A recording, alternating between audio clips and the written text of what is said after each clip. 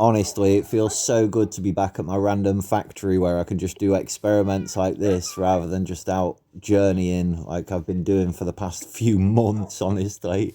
Like, this is what I like to do, just sit in my garden and do random little experiments and wonder how this can be useful. Like, do I want a flickering light bulb somewhere? Could this sort of setup make a flickering light bulb? Well, yes, but it's not the best version. But while I was doing it, I randomly discovered that the shulker powers the armor stand and makes it do random poses. I had no idea that was going to go on.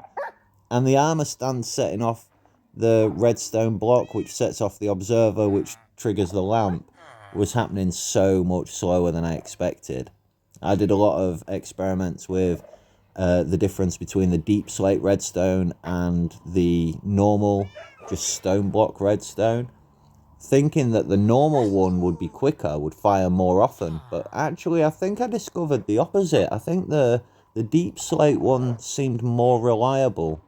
Maybe this could be used as a player detector, which would allow me to know that my entire system is loaded up. You know how big it is now, with the filter systems being all over the place. There's no way of me being able to check that each of the chunks is loaded correctly, because by simply walking over there to check it, I may be unloading chunks at the other end.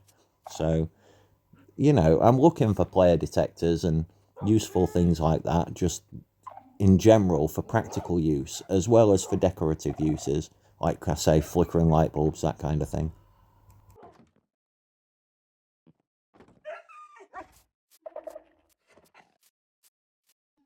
This is a simple binary counter that I set up so that I could just leave it running in the background, and the lamp being off actually represents the number. So this is 4 plus 2 times that it had set off while I'd been wandering around. So then I just played about with it for a while, you know, just having some fun, because it takes a while for the goods to run through the system. So I've got to be in the area, and this is just what I do. I just experiment with random stuff. I think it's weird how the Shrieker sets off the armor stand like that from that angle. But anyway, it is what it is. Next, I mean, it really is time that I built an iron farm. I've never ever built an iron farm in any of my worlds. It seems very complicated compared to the version on Java. So I watched a couple of tutorials. I'm not entirely sure that I believe them. The guy uses Fletchers, and I'll go into detail in a little bit, maybe why I don't necessarily agree with that. But I happen to have a lot of Fletchers hanging around, and just in case anybody's struggling to move your villagers, if they keep struggling away when you're trying to push them about, this is how you do it. If you open a chat window, it stuns them for a moment, and if you just keep opening the chat window and then pushing them, you can push them miles. So I chose Traplaw Ross and Gruntilda to be the new experiments to go off and start a new great civilization underneath an iron farm. So good luck to those two in the future. I hope they have many offspring. Exactly 18 offspring, actually, as the iron farm recommends. So after a short journey, just a few hundred blocks, it was time for them to make love. I followed the design on the tutorial, and then I just flew home to get myself a couple of extra hoppers that I'd forgotten and some bits, and then this happened.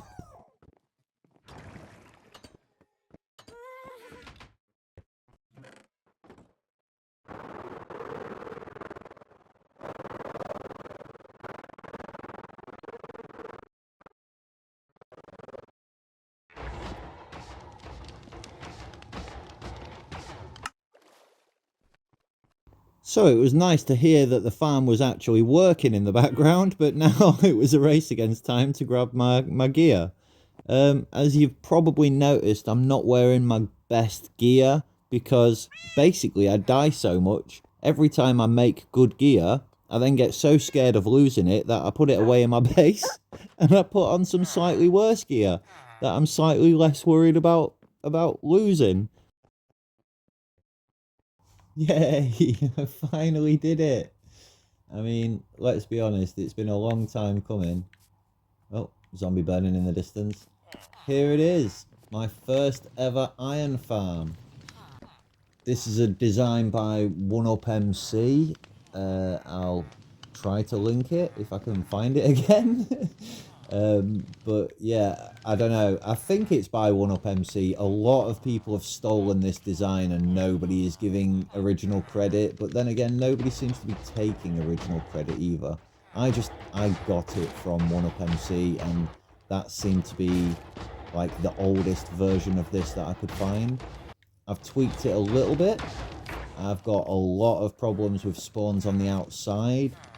Okay, so a couple of things that I've learned. Number one, the golems are spawning from the center of the village. Okay, it's very, very different from Java. So any ideas that you've got on Java, just get them out of your head. This is Bedrock.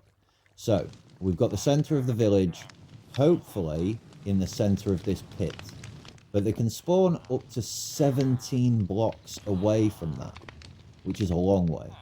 And they can also spawn, I think it's 9 blocks above and 9 blocks below.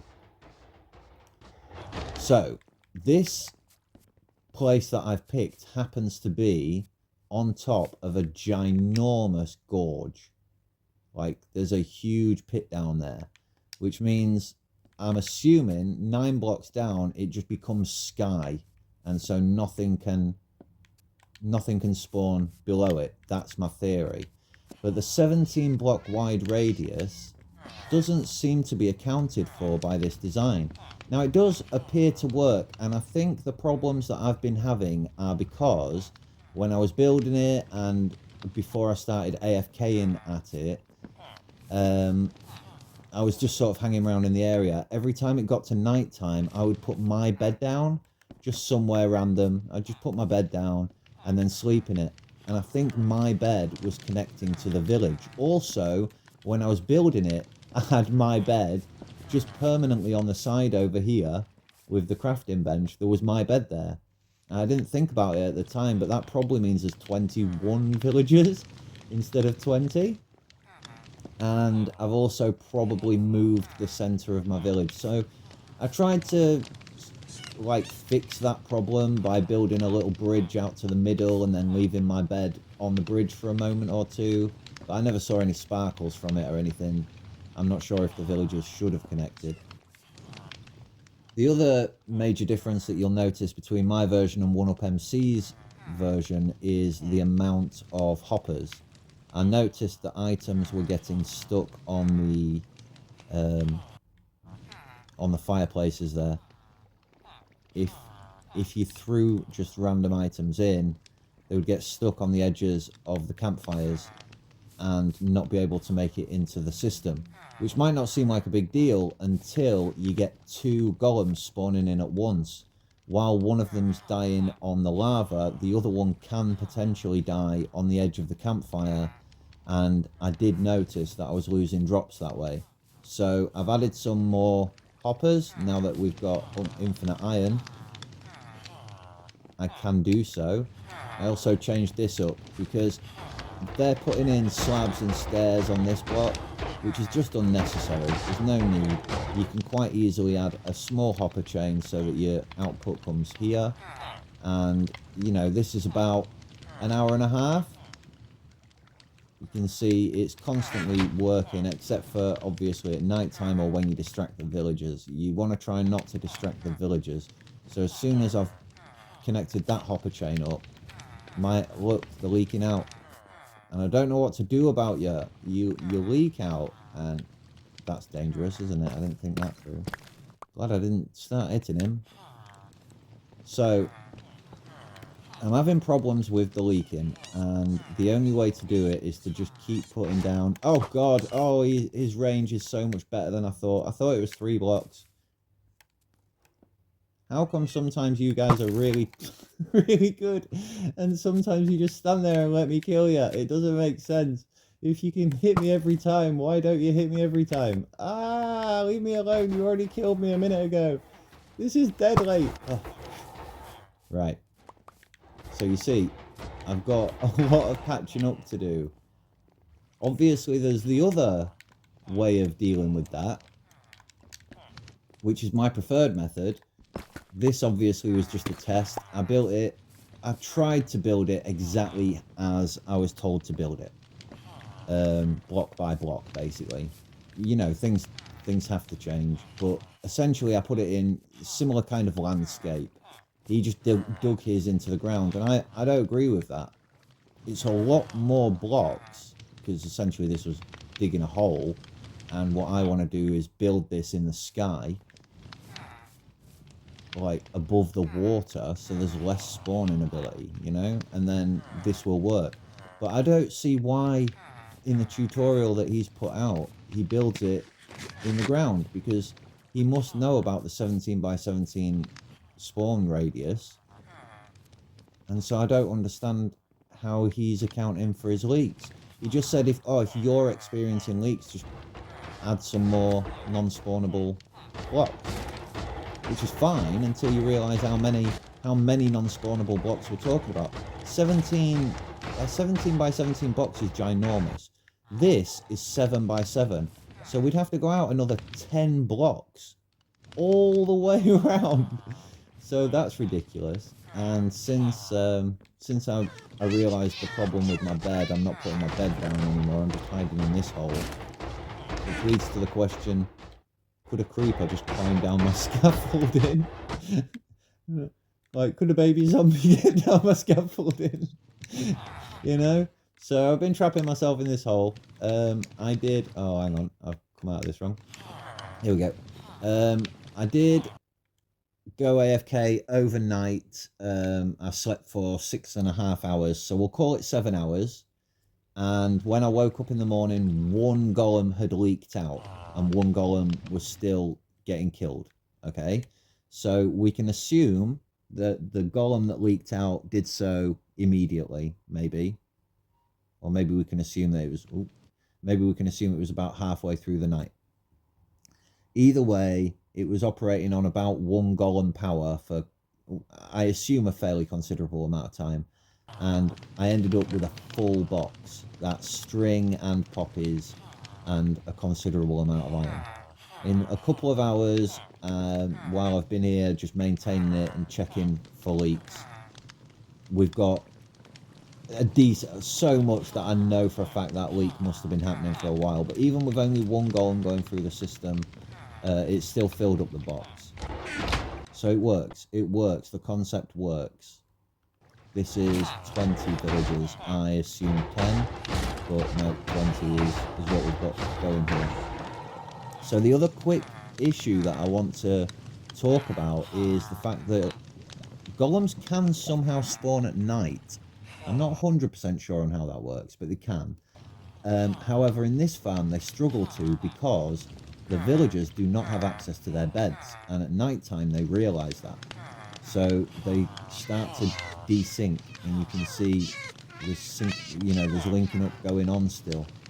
The delinking and linking. So this farm, the concept, look, they're still doing it. It's probably because it's nighttime out there, isn't it? It's nighttime and they're all struggling to find the beds, and so the farm essentially turns itself off, even though it does have the potential to run. I've seen golems appear at night. So that's it. This farm works. It proves the concept. So I'll see you over at the trial chamber. Actually, I changed my mind. We'll go to the trial chamber next episode because I've got a lot of preparation to do before I'm ready to actually go over there. And I realised as I was getting everything ready, blimey, it's loud around here these days, that you haven't seen my villager...